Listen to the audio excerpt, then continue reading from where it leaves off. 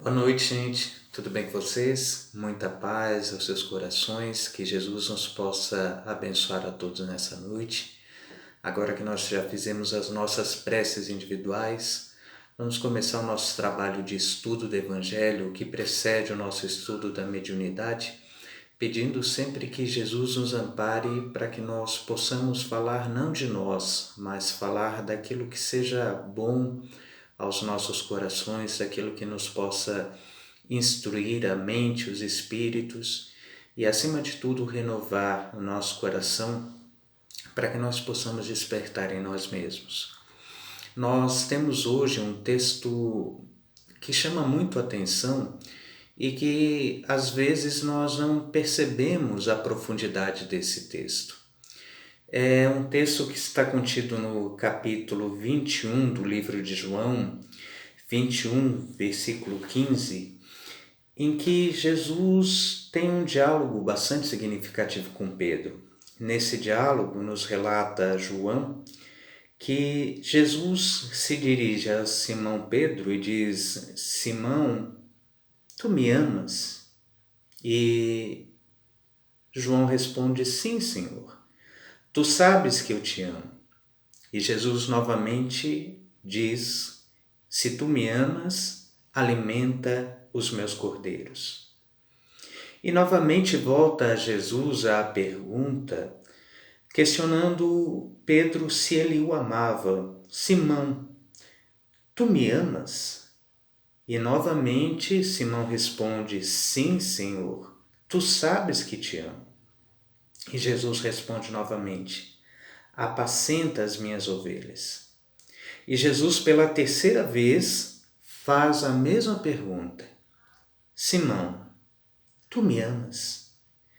Pedro então fica um pouco triste por ter sido questionado tantas vezes sobre o mesmo aspecto e responde: sim, Senhor. Tu que sabes de todas as coisas, sabes que eu te amo. E Jesus responde pela terceira vez: alimenta as minhas ovelhas. E é esse diálogo que nós gostaríamos de trazer para a noite de hoje. Porque quando se faz essa pergunta, tu me amas?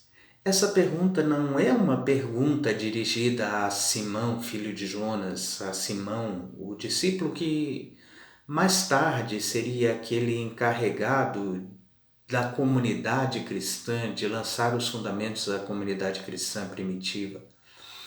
Mas é uma pergunta que se faz a todos nós que nos colocamos como seguidores de Jesus. Jesus nos pergunta: tu me amas? E é interessante que nós sejamos capazes de fazer essa pergunta a nós mesmos. O quanto nós amamos? A pergunta aqui não é sobre o quanto nós conhecemos do Evangelho na sua teoria, não é sobre o quanto nós conhecemos das páginas, também em teoria, da doutrina espírita, mas a pergunta mais profunda é o que nos move as almas, o que nos move os corações, o que nos move as ações. Nós amamos o bastante? Somos capazes realmente de amar? E recordamos que em uma outra parte do Evangelho, Jesus lança também esse mesmo problema quando fala no Sermão do Monte. Porque se amardes somente aqueles que vos amam, que méritos tereis nisso? Isso nos coloca no questionamento de nós entendermos em nós o que vem a ser verdadeiramente amor. Não esse amor mundano entendido por nós como sendo um sentimento de troca. Porque no mundo nós temos tido o costume de amar aqueles que nos amam. E sempre que somos bem recebidos, sempre que somos bem aceitos, sempre que recebemos todas as atenções e todo o carinho que nos dispensam, nós pensamos o quanto é realmente fácil amar as pessoas. Mas a partir do gesto das contrariedades, daquilo que se nos coloque de forma justa ou por vezes mesmo de forma injusta, nós começamos a perceber em nós que o nosso amor não é tão pleno e tão verdadeiro. Existe uma outra passagem em que Jesus, dizendo aos seus discípulos, amai-vos uns aos outros, como eu vos tenho amado, nos coloca o parâmetro e a medida do amor que Ele espera de nós. Amar como Jesus amou quer dizer amar sem esperar retribuição. Quer dizer amar sem esperar que aquele que é o objeto do nosso amor seja capaz de corresponder a esse amor. Amar como Jesus amou coloca-se na condição de amar irrestritamente. E nós não falamos aqui de amar os defeitos, de amar as incompreensões, de amar as intolerâncias, de amar as infantilidades, as incapacidades, as incoerências daqueles que convivem conosco, mas sim de amar aqueles que possuem esses defeitos. Não se trata de amar as virtudes das pessoas, mas sim de amar aqueles que possuem as virtudes. Porque o objeto de amor não deve ser a qualidade daqueles a quem amamos, mas o objeto de amor deve ser aquele que possui as qualidades. O objeto do amor não deve ser mesmo os defeitos que as pessoas trazem consigo, as suas incoerências, porque não se trata de uma condição de masoquismo, de fazermos mal a nós mesmos. Porque o próprio Kardec, nas páginas do Evangelho segundo o Espiritismo, diz que isso resulta mesmo de uma impossibilidade da lei de atração e repulsão dos corpos, da lei de afinidade, da lei de sintonia, que é impossível mesmo ter para aqueles com aqueles que não nos compreendem ou aqueles que tecem para conosco sentimentos mais difíceis, o mesmo amor que nós tenhamos para aqueles com quem nós temos todas as afinidades possíveis. Mas amor, segundo Jesus, não é isso. Nós temos entendido amor como sendo uma troca, como sendo uma compensação, e amor não é isso. Nós temos entendido amor como sendo sentimento, e amor ainda não é isso. O Evangelho segundo o Espiritismo nos fala das fases da evolução do homem, dizendo que no princípio o homem tem somente instintos, que mais avançados lhe surge a capacidade do raciocínio e da intelectualidade. Mais tarde ainda surgem os sentimentos e que o ponto elevado dos sentimentos é o amor, é a caridade.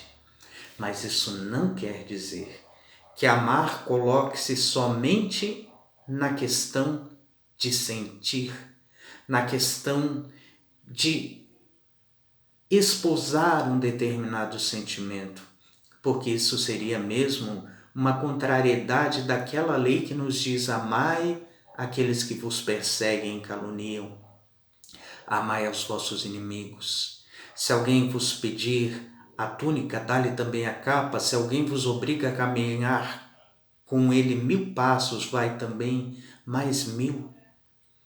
Porque nós compreendemos na vida que por vezes é somente depois do 1000º passo que nós começamos a entender e começar a compreender a pessoa, as suas razões, os seus porquês, e todo mundo os tem, as razões e tem os porquês.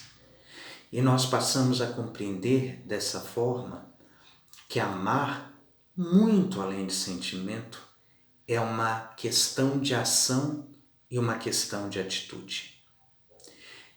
É uma questão de doação, independente daquilo que tenham para conosco.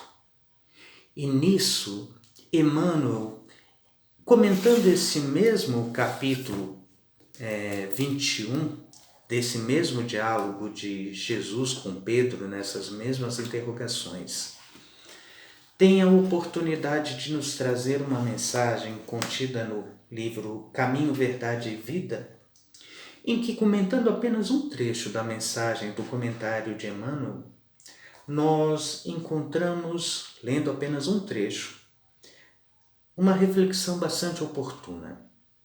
Nos diz Emmanuel: muito significativa, portanto, a pergunta do Senhor nesse particular. Jesus não pede informação ao discípulo com respeito aos raciocínios que lhe eram peculiares. Não deseja inteirar-se dos conhecimentos como colaborador relativamente a ele. Não reclama compromisso formal. Pretende saber apenas se Pedro o ama, deixando perceber que, com o amor, as demais dificuldades se resolvem. Se o discípulo possui suficiente provisão dessa essência divina, amor, a tarefa mais dura converte-se em apostolado de bênçãos promissoras. E nós estamos vivendo um tempo de profundos e grandes desafios. É fácil convivermos com as pessoas fora do nosso lar, pessoas com as quais nós não somos obrigados a conviver durante todo o tempo, pessoas com as quais nós conseguimos lançar mão do nosso verniz, social. Pessoas as quais nós conhecemos revestidas desse verniz que a sociedade impõe, que os modos de educação impõem, mas no lar, na intimidade do lar, quando nós precisamos nos mostrar tais quais somos e entender e perceber aqueles que conosco vivem no lar tais quais são, sem os vernizes, com todas as suas cruezas, aí se torna mais difícil a tarefa da compreensão e do amor. E nesse tempo em que estamos todos nós colocados a viver mais juntos, em maior conjunto na intimidade do lar, passando mais tempo com os nossos familiares, dada a imposição que se faz pelas restrições de saúde, restrições sociais, nesses tempos de pandemia, nós temos enfrentado desafios bastante grandes na convivência daqueles que nos cercam. E, nesse ponto, interessante lembrarmos a pergunta de Jesus: tu me amas o bastante? Tu me amas? E ao respondermos positivamente, ouvimos novamente a ponderação do Mestre dizendo: apacenta as minhas ovelhas, alimenta as minhas ovelhas. E seria de perguntar o que Jesus quis dizer com isso.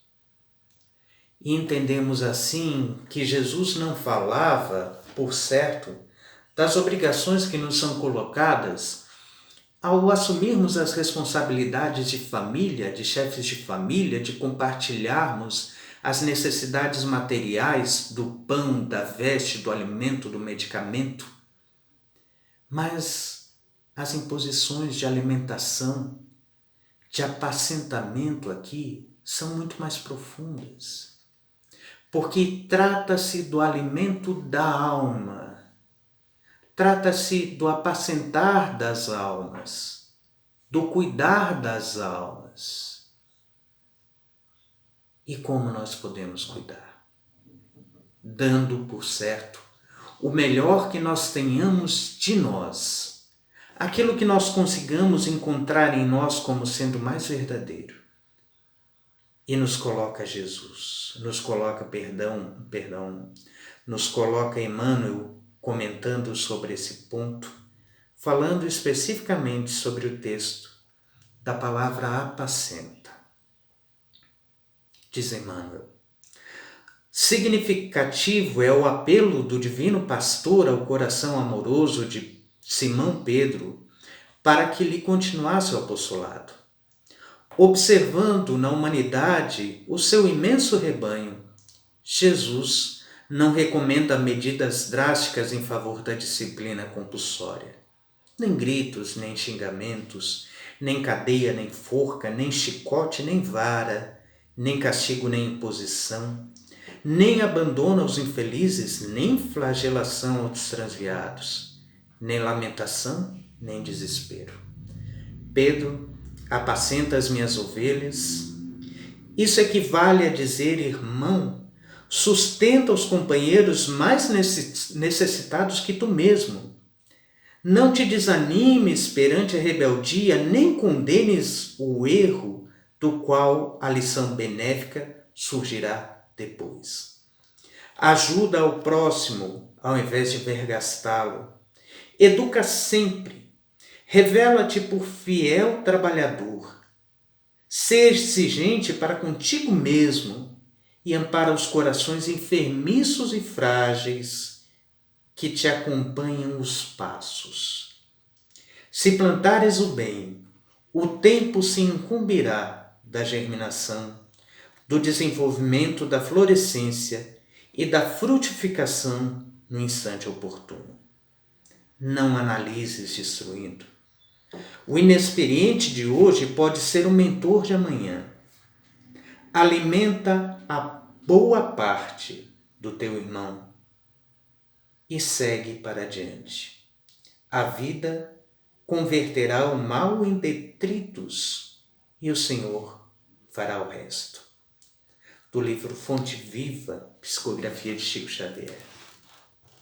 Importante. Alimenta a boa parte do teu irmão e segue adiante. Jesus não espera dessa forma que nós possamos transformar aos outros, aos defeitos dos outros, porque a cada um cabe a transformação de si mesmos, assim como a nós mesmos cumpre a nossa própria transformação.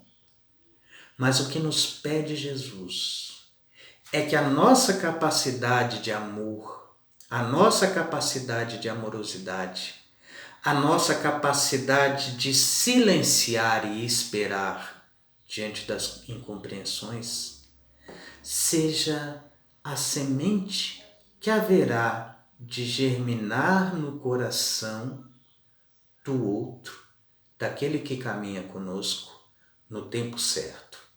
E o tempo certo é o tempo de cada um. O amor a que se refere Jesus é aquele amor que dá e que espera, não para que nós possamos colher do outro em nós, mas para que o outro possa colher de nós em si mesmos. Que a paz de Jesus esteja sempre nos nossos corações e que Deus nos ampare no seu amor infinito e incondicional. Por falar nisso, lembremos do conselho de Jesus. Sede perfeitos, como perfeito é vosso Pai Celestial. A forma mais eficiente, porém não mais fácil, que nós temos de começar a buscar a perfeição é fazendo que o nosso amor seja algo próximo do amor de Deus, incondicional, que ama apenas por amar. E recordamos que Jesus, em um diálogo bastante interessante com Maria de Migdal, trazido esse diálogo por Khalil Gibran no livro Jesus, o Filho do Homem, tem a oportunidade de dizer a Miriam, a Maria de Madalena, no caso, Maria, os outros te amam por aquilo que eles são, eu te amo por quem tu és. Que nós possamos amar aos outros, não por aquilo que nós somos, por aquilo que nós vemos no outro, por aquilo que esperamos colher de nós no outro, mas por aquilo que os outros são, Que a paz de Jesus permaneça sempre em nossos corações. Muita paz.